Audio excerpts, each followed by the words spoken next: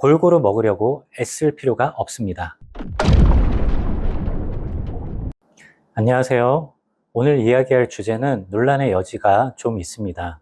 음식 섭취에 대한 세상의 일반적인 관점과 팔체질 의학의 관점을 비교해 보면서 음식을 골고루 먹어야 한다는 주장에 의문을 제기해 보려고 합니다.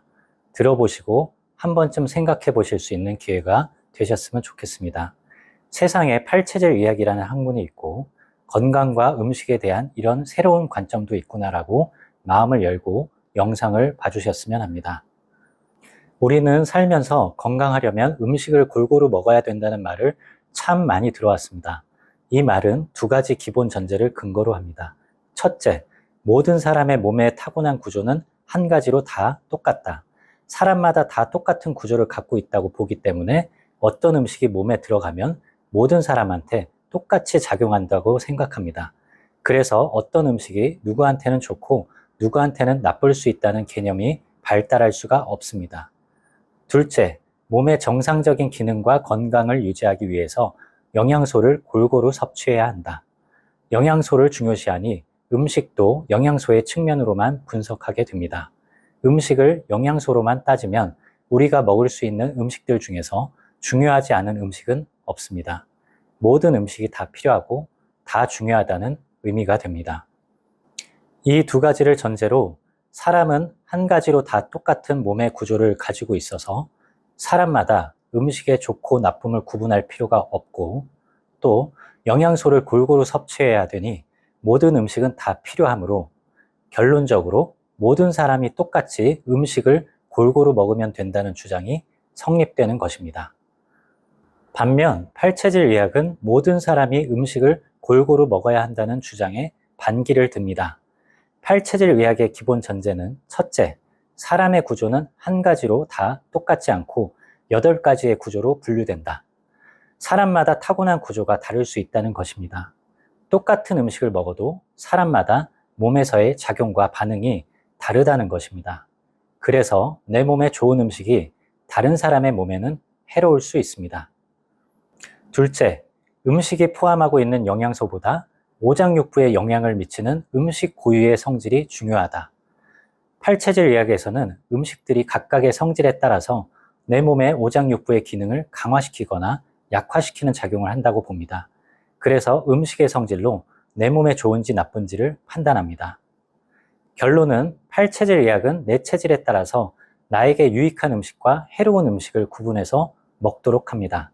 그래서 팔체질 의학에서 각 체질에 따라 권하는 체질식은 철저한 편식이 됩니다.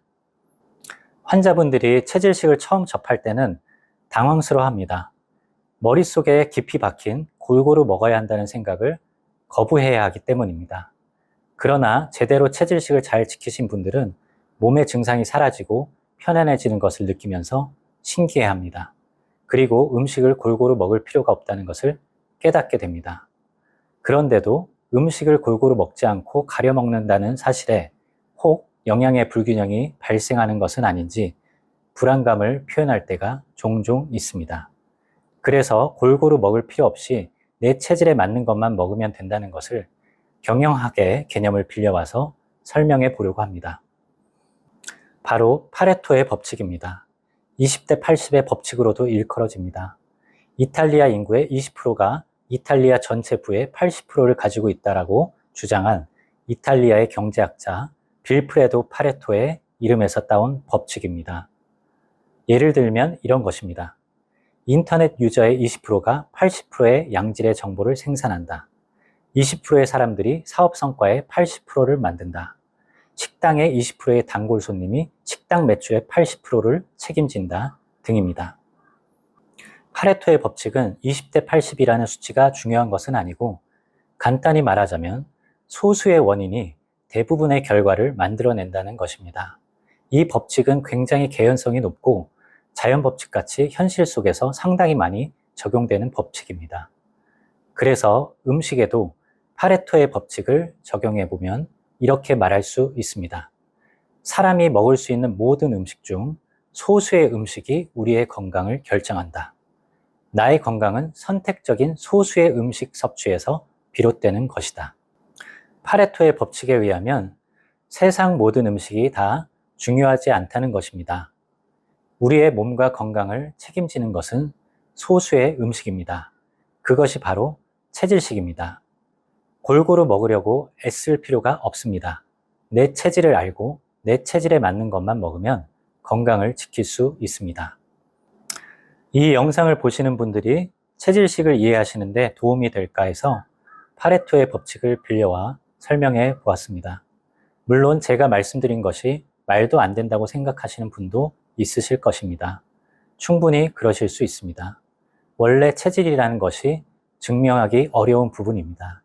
아직 과학적으로 증명이 안 됐을 뿐인데 체질이 있다 없다를 떠나서 사람마다 다른 구조를 가질 수 있고 사람마다 유익한 음식이 있고 해로운 음식이 있다는 것이 모든 사람한테 그냥 골고루 다 먹으라는 말보다는 오히려 더 상식적이지 않을까요?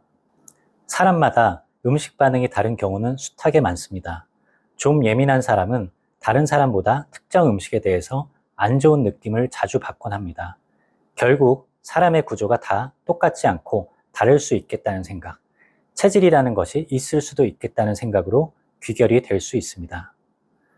정말 몸이 아픈데 내가 먹어야 하는 음식이 무엇인지 몰라서 답답해 하시는 분들께 이 영상이 조금이라도 도움이 되었으면 하는 바람입니다. 체질을 모르신다면 가까운 팔체질 한의원에서 체질 진단부터 정확히 받으시고 체질식을 6개월만 철저히 실천해 보십시오. 몸이 달라집니다. 감사합니다.